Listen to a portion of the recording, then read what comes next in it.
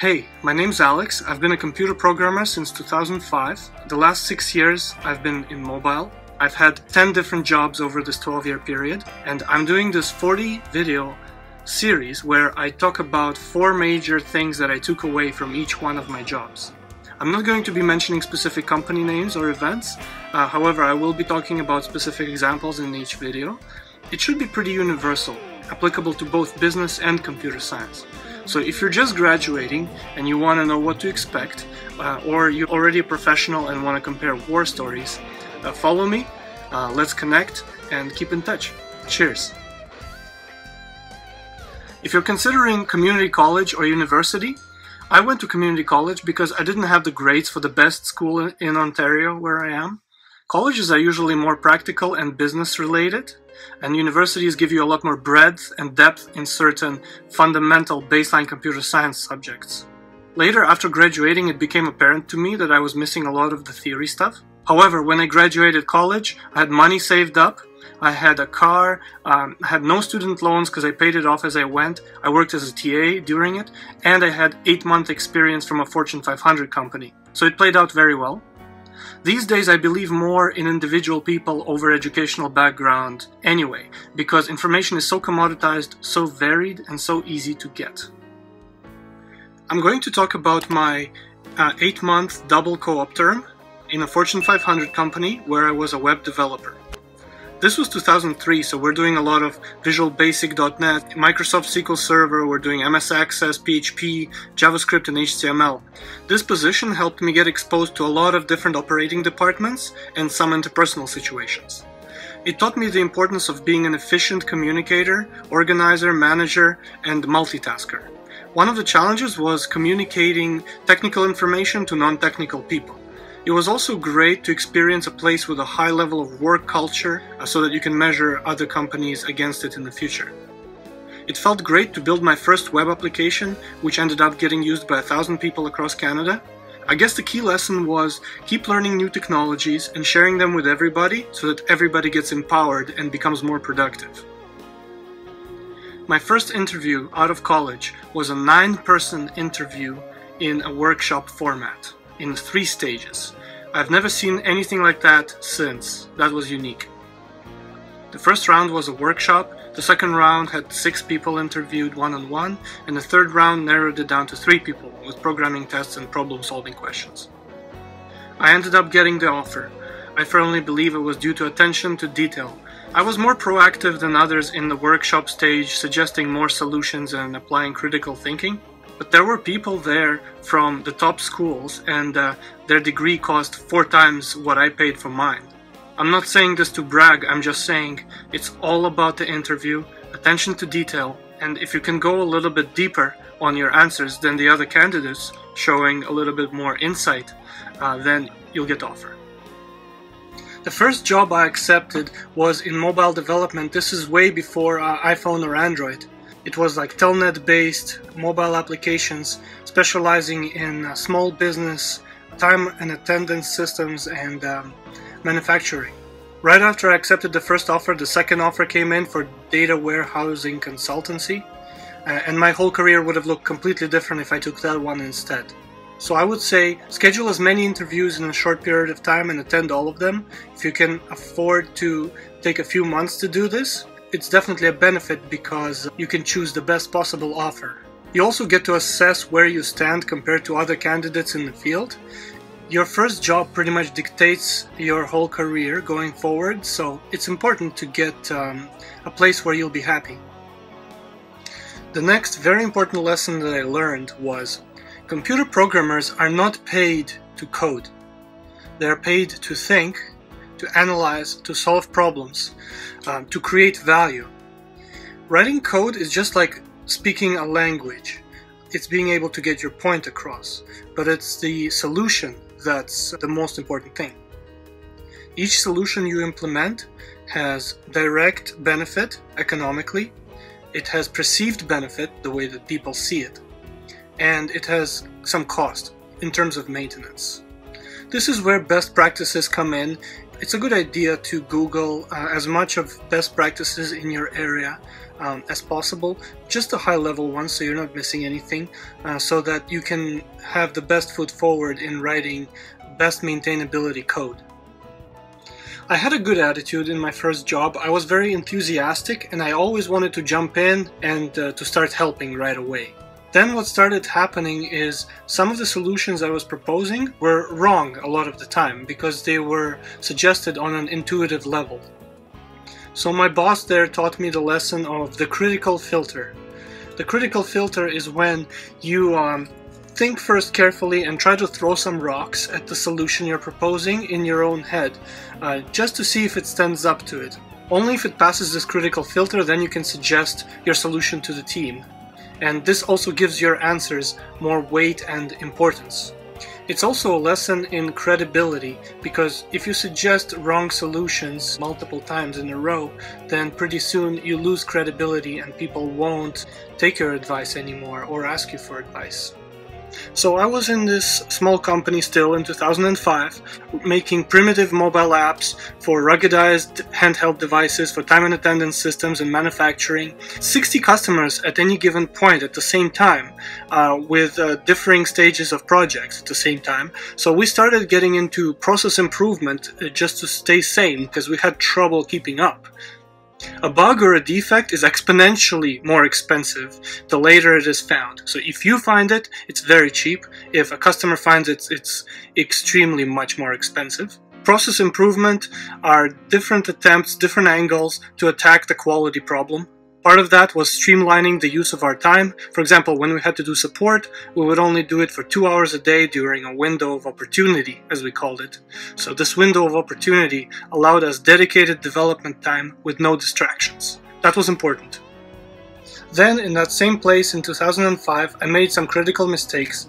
My first mistake was accidentally CCing somebody in an email who was not supposed to be CC'd because the email contained a database admin password. The password turned out to be hard-coded in a version of the code which we were not sure which version it was. So, technical lesson from this, do not hard-code your passwords, always externalize them and configure them to configuration files so they're easy to change. Then I accidentally installed a barcode printer driver for an industrial label printer, which we weren't even technically supposed to support. Effectively, this entangled us with that customer in a support case. This taught me the importance of chain of command and proper approval before you do jump in and try to solve problems, even if the customer is screaming for help. Eventually, we started to outsource to China, a 3-person team in Chengdu. Their English was bad, and it took them 3 months to get up to speed to start delivering valid code and ask meaningful questions. This is where I realized the value of a good old-fashioned technical spec and a functional spec, and good communication. We would have weekly calls where we would discuss specification and bridge any misconceptions. Then I also could see the value in 24-hour operational cycles, because when we were sleeping, they were fixing bugs, they were supporting customers. I still think outsourcing is really strong if done properly. Like, why would you operate on an 8-hour work day when you could be operating on a 20-hour work day? The challenges with outsourcing are separating your code into clean modules and finding young, motivated, talented developers with a good attitude and a feeling of ownership for what they do. When you're working at a tech company, it should always feel like you're learning. If that's not happening, it means you're stagnating. I felt like that in 2006, where I felt the urge to move on. They gave me a 12.5% raise. I moved on, and I got a 30% raise. So the lesson is, give yourself that raise. The other lesson there was the power of referral, because my former boss from this first job recommended me to the second one. So it's much better to be referred to a place as opposed to applying cold, because you have more of a bargaining chip, you have a little bit more things going for you there. And the third thing I learned from that interview is some people are very polarized towards a certain personality type. For example, some people like to hire young, motivated guys, and they would prefer that over anybody who is stuck in their ways or has a mountain of experience in unrelated fields. In my next gig in 2007, we were writing a lot of custom spiders, scrapers, and bots to go on the internet, crawl forums and blogs and search engines and RSS feeds to mine out a lot of consumer data that people were saying about products, and then we would put that into reports and sell that to companies, big companies. The man who hired me ended up to be my mentor in the long term. He inspired me a lot and kind of instilled in me this idea that the internet is just a massive playground of data. Google is crawling it, why can't you crawl it? You can just grab it and use it for your own purposes in whichever way you want. I think that the possibility of ideas that you can do with internet data is virtually unlimited. So I guess the fundamental lesson for me here was changing your industry to a completely different type of business completely changes your perspective on things and on technology, and it's a good thing. The nature of the work we were doing there was very exciting and exploratory. You never could see what comes next. It was all about algorithms and logic to deciphering consumer data, making something structured out of something very chaotic. I felt very free there. I could just go to the owners, propose a new way of doing things. They would approve it and I would be implementing it the next day without any process or checks and balances. However, because of this, there weren't many good development practices there, so I really fell behind in that regard. However, I did get a chance to work with massive databases, such as 4 terabytes in size. I was optimizing SQL Server tables and doing some really large volume database SQL stuff. So it's good to be able to experience freedom like this when you have zero process too. Maybe you'll like it. In November of 2008, bad things happened. We were deemed not essential by our customers. We were not nice to have. Therefore, 3 rounds of layoffs later, 35 people were gone, and believe it or not, only me and another guy were left after that. So when the market crashes, money becomes scarce and everything gets shaken out that's not necessary. The only reason I got retained is because I was interested and invested in building a prototype the management thought could be used for a sister company. Sometimes those hobby projects save your job. The other big lesson is, if you're not saving time, saving money, or making money, then you're disposable and you're at risk of being dropped by your investor at the earliest opportunity. My boss in 2009 and 10 was this very gentle, soft-spoken guy, but at the same time he was very distinguished, educated, had a patent to his name, had a bunch of previous accomplishments. And the interesting thing from that is an important lesson. The only way you can get somebody to do something is to inspire them. You can't scare them into submission, you can't force them. You have to inspire them to do something.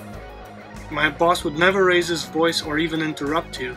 He would always let you do what you're trying to do, but gently guide you towards creative solutions, towards solving a problem as well. So the lesson of inspiration is one I learned by feeling it. It's not a thought, it's a feeling. This brings to mind a quote. People will forget what you did or said, but they will never forget how you made them feel. So I already talked about how I survived 3 rounds of layoffs in 2008, and it doesn't really matter. I could have found a job in 2 weeks anyway. But it's a lesson, and the lesson is you want to stay positive and useful. When things stop making sense or producing the desired results, a lot of people get discouraged and they'll just turn negative and refuse to participate in projects in order to protect their point of view, let's say. That's a bad way to go about it. I would just dive in and do what your management wants you to do. It's possible that you're not aware of everything that's going on the management level, so those guys might be playing chess moves a few moves ahead. So having a good attitude is more important than proving that you're right. In 2011, I learned that if a technology company is led purely by marketers, then you will never have enough support or capability to implement a high-quality solution. It came as a shock to me when I prepared a nice 15-slide PowerPoint presentation to the chairman of the board, and I started presenting and he wouldn't even let me present it, stopping me immediately, saying that it did not fit in with his business plan. From that point on, we were just making haphazard attempts at various products in the market, not getting deep enough on any of them. That was a very frustrating position to be in. So make sure to audit your owners. Do they have understanding of the technology, its capabilities, its promises, and its costs? Do they buy in to the proposition, and do they have realistic expectations of your solutions? If they do not, it might be time to move on. And I did. After changing things up in 2011, I started by going to 6 senior full-stack interviews, and it was rough. I knew I was really behind. Then I got referred to this startup. There was an interview with 5 people, and it was full of young, motivated people that were writing a recent acquisition. These guys were really focused on technology, excellence, and process, so I probably wouldn't have made it in without that reference. During this role, I learned more technical skills than all of the positions before it combined, because I consider this one to be my first real technology company experience. I was also lucky to get into the mobile field in around 2011 when things were really picking up. The big lesson was recognizing when you're really behind and stepping up your game to fill the gap.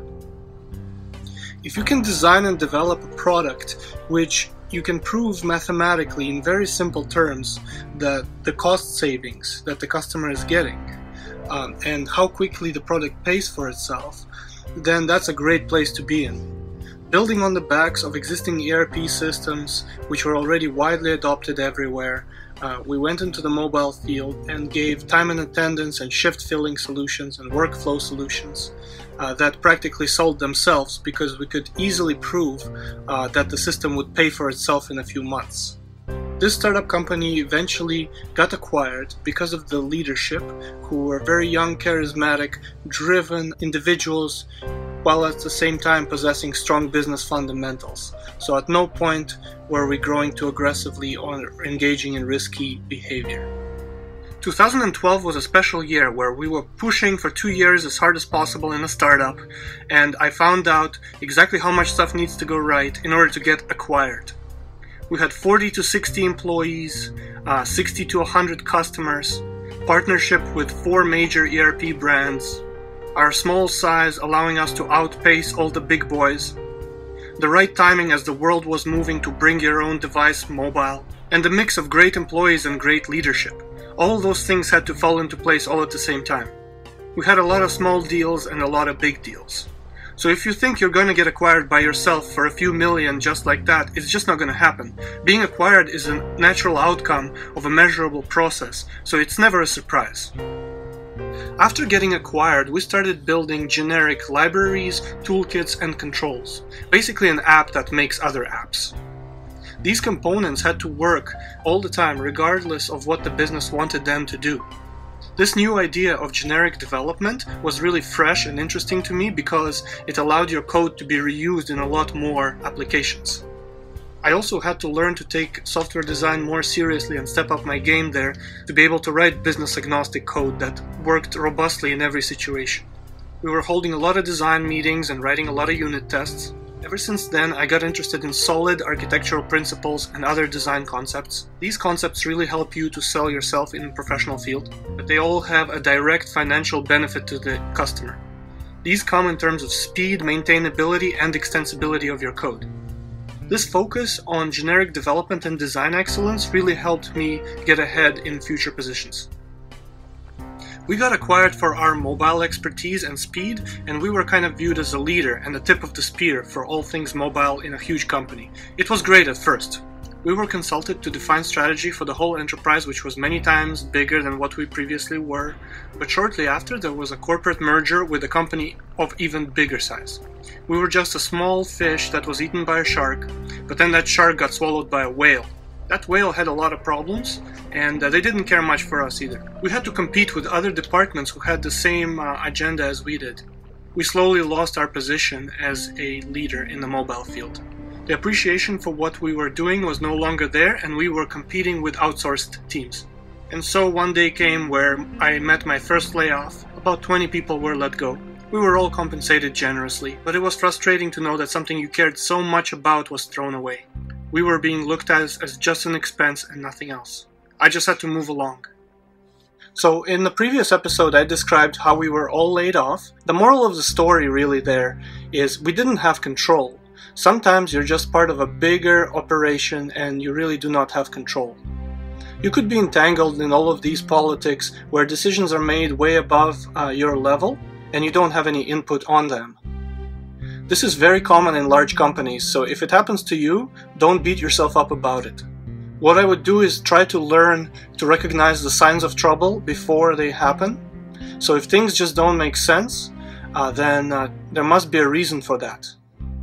So keep in mind, sometimes skill is not the only thing that can secure you. Sometimes you're just put in an impossible position and it's a matter of time. This next bit is about consulting. In 2013, an ex-boss of mine, an executive, approached me to help him with one of his clients, part-time. They needed database support for a lot of analytical and data storage and processing tasks that they were doing. So I started doing part-time consulting for them, and I started getting paid twice as much as what I was getting in my job. This was hourly though, so I only got paid for the hours that I worked. But this really opened up my eyes that you can literally double your income if you go hourly, although the referral part of this was important.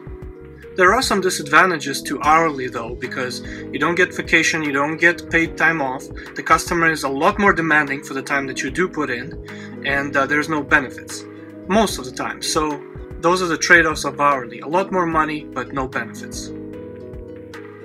I once consulted for a company that were unique in that they had an exclusive access to a certain type of data, essentially a data monopoly. Basically, some companies can get access to such data through their own channels or through personal connections that they have in the business world. This particular customer was not very technological, however they were doing fantastic financially because of the nature of the data that they dealt with. So keep an eye out for other companies that might have exclusive access to certain types of data, because that could be a huge competitive advantage, essentially making them the only game in town.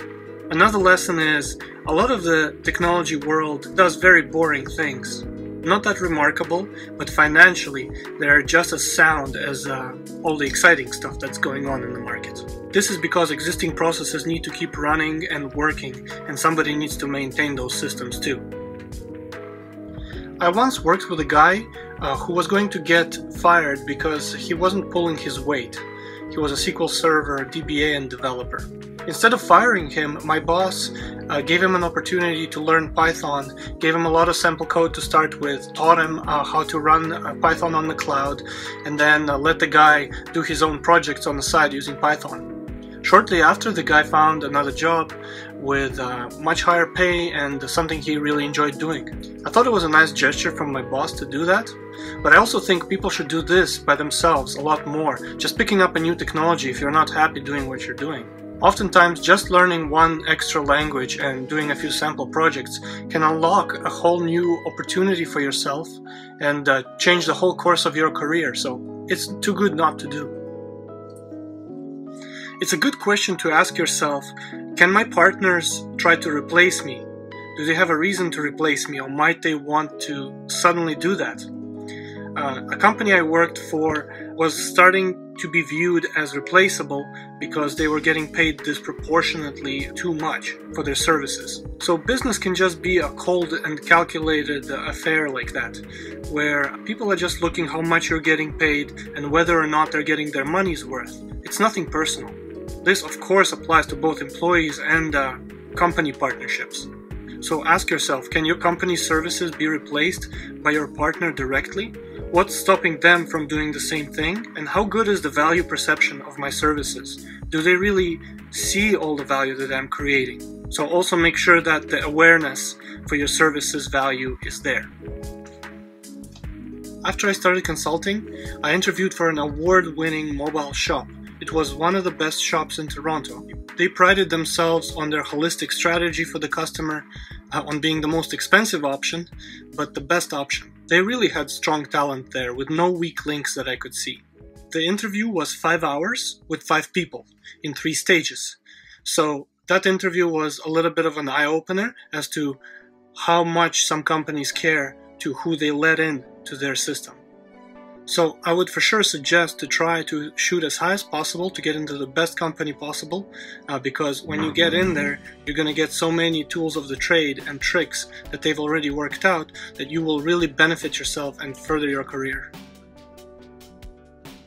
If you see a company giving crazy amounts of perks like free food, sleeping pods, stand-up desks, free breakfast, learning activities and all that stuff, it means that they really care about company culture and about family feel. A lot of the times in startups or in young companies, you'll have to put in extra effort than what's reasonable in order to make it succeed. If people feel like they're part of a family, then there's a lot more opportunity for interaction and cross-learning. So that's why, these perks and culture fit tests are done.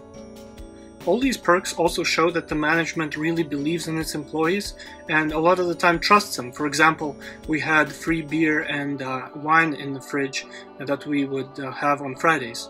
It does really show you the level of trust that the management has in its employees when they're not even concerned that you're going to abuse things like that. There are 2 different types of companies if you oversimplify it.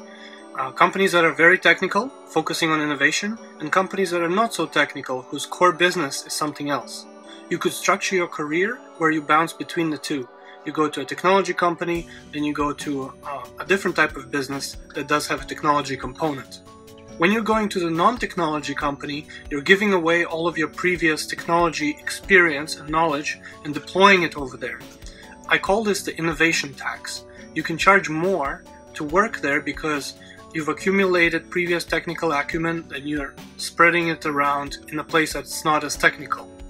So because the challenges in a non-tech business are easier for you to solve because you've been through tougher times, then you'll have some free time on your hands as well to learn other things, but then you eventually do need to jump back into a real tech company and brush up your skills all over again. Every single company I worked for had a different way that projects got done. I think that one of the most important characteristics in a programmer is being able to adapt to each situation. Being able to write good quality software is one thing, but then to be able to fill in the gaps for all the different ways that you have to resolve ambiguity is where the real money is to be made. Sometimes management slips and you just have to step up and fill in the gap and work directly with the customer or with the user to figure out exactly what needs to be done. When I worked at a financial project, 4 people couldn't take the pressure, 2 developers and 2 managers. They just couldn't deal with the extreme amounts of ambiguity and politics involved. When time started getting short, we had to push extremely hard to get the project done, and the customer was extremely happy, especially the executives. This was a big lesson to me in that developers who just sit there and wait for the requirements, they will never be able to compete with guys who can just step up and fill in the gap. After you become good enough as a programmer, you could take on a second responsibility, secondary skill, like maybe user experience design or graphic design, or QA, that pairs really well. Or DevOps, like setting up build service systems and other integrations. Or you could be a project manager or a business analyst. So those things all pair very well with being a programmer. You won't be able to pull it off everywhere because some companies have a much higher standard for both programming and project management, or whatever it is a secondary skill is. But if you can swing the 2 skills, or maybe even 3 skills in one, then you can start charging a lot more because you're eliminating the communication overhead between those 2 roles. And that's a big one.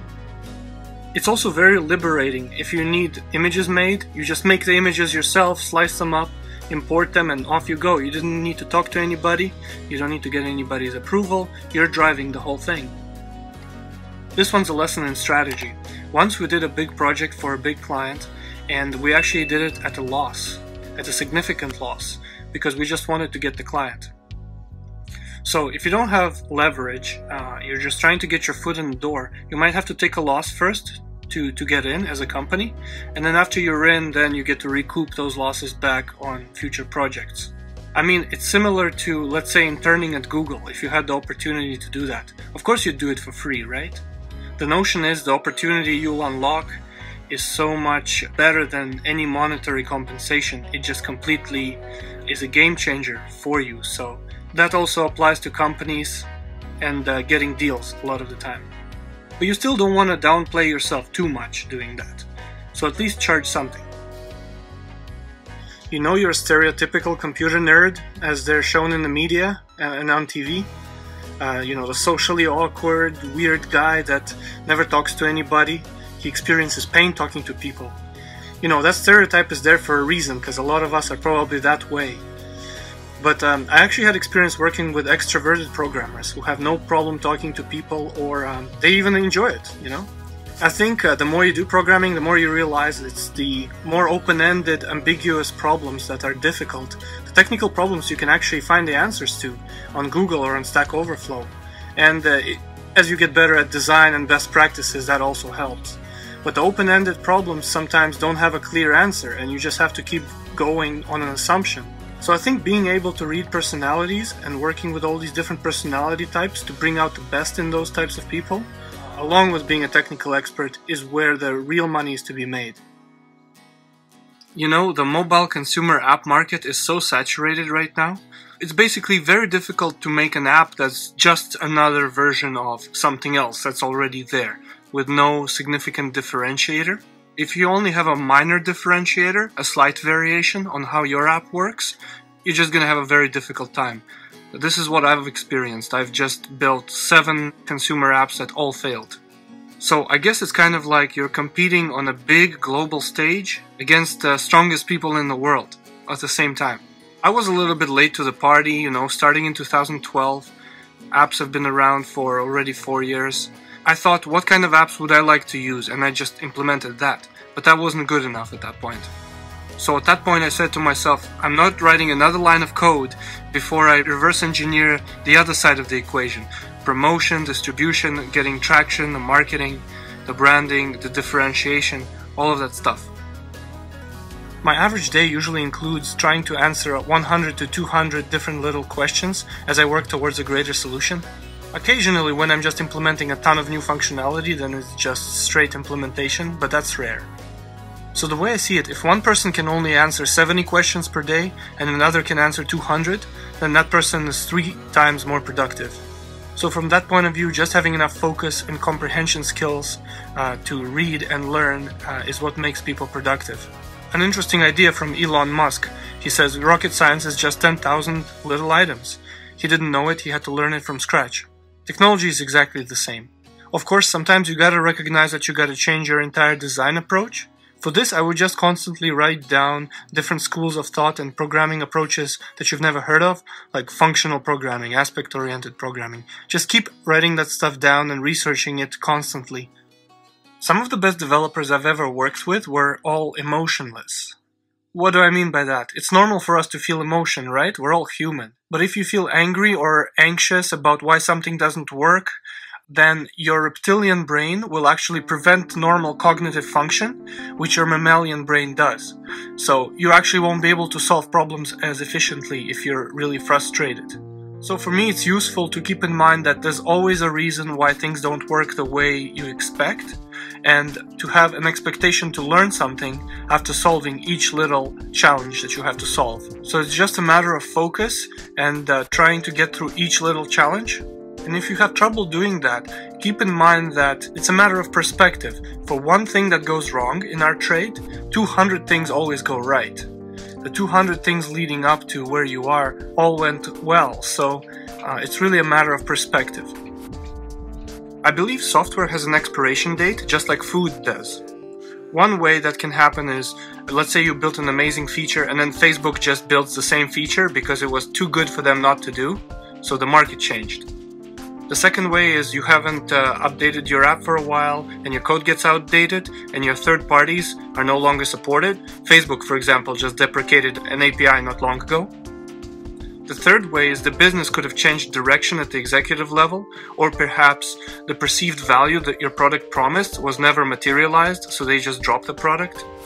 And the fourth way, with just the natural passing of time, people may have forgotten what the code does or how it works or what designed intention was supposed to do.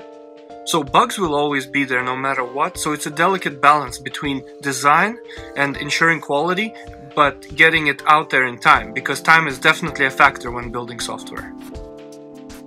I want to talk about a term, job security, and how it's been historically used. People thought of it as getting into a large company like the government and having job security. But just looking at how fast micro and macro industries are being displaced on a daily basis, Amazon is literally killing entire industries. I compared the internet to the steam engine. When the steam engine got invented, a lot of manual loomers got out of a job and they had to get retrained to manufacture the machines or run them instead. The internet has the same effect, just a lot more accelerated. So I believe we are in the Industrial Revolution 2.0 right now. This means that job security is you. It's yourself. It's being able to learn a wide variety of skills, stay motivated, and stay current. So to summarize, to me, job security is having a strong track record and a hunger to learn whatever comes next. When I was working as a programming tutor in college and a TA for 2 years, I had students come in and they'd have a problem with their project and they'd ask me to help them figure it out. I'll always remember how I spent 2 hours staring at this girl's code. It was a Perl script, and I could not understand why it's behaving a certain way, and it was a single equal sign instead of a double equal sign in an if statement. That resulted in an assignment and a value of true every time, right? So 2 lessons here. 1 is really attention to detail. Every character matters, every statement matters. And 2, how type safe, how generally predictable and explicit is the language that you're working with. JavaScript will probably have a bunch of situations where things can go wrong without you knowing. A much more strongly typed language like Java or C# will put a lot more checks and balances there. But there's a lot more that you can do on top of that in terms of best practices and plugins that will help you save time like that. Have you heard this saying, if you build it, they will come? No, they won't. Not anymore. So I've been building consumer apps since 2012 on the side, side hustle, just for fun. And they all failed. Eventually I just realized that you need to understand exactly how they will come. So a holistic marketing and a distribution and branding strategy needs to be in place before you even start coding. I look at the emergence of the internet as a tree growing. The main trunk came, 2002, that was Google, and then these big branches started coming out, the Facebook, the YouTube, the Twitter, all the under the hood channels that you do not see. And now we're into all of this micro branching everywhere, so the niches are still big enough for you if you can channel them properly. Basically everything big has been taken, so more creativity is needed in order to be able to keep finding areas where the demand to supply ratio is good, is favorable. So that's it. That's the end of the first series, 40 lessons from tech.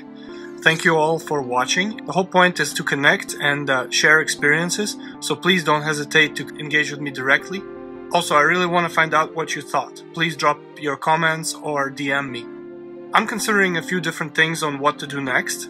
I might do a technical series where I talk about coding tips and tricks and some things that I learned, some things out of my toolbox. Another thing I wanted to try is a daily vlog of my startup grind. I have a bunch of things going on and I'd very much like to share that with you. Kind of like the day-to-day challenges, just the raw amount of uncertainty that I have to overcome. I can also share more stories from the field and stories from my own project's failures, and let me know what kind of stuff you guys would like to see more of. Also, I'm going to be putting all of this into podcast form and then launching all of these new series into podcasts as well. So thank you very much. Bye-bye.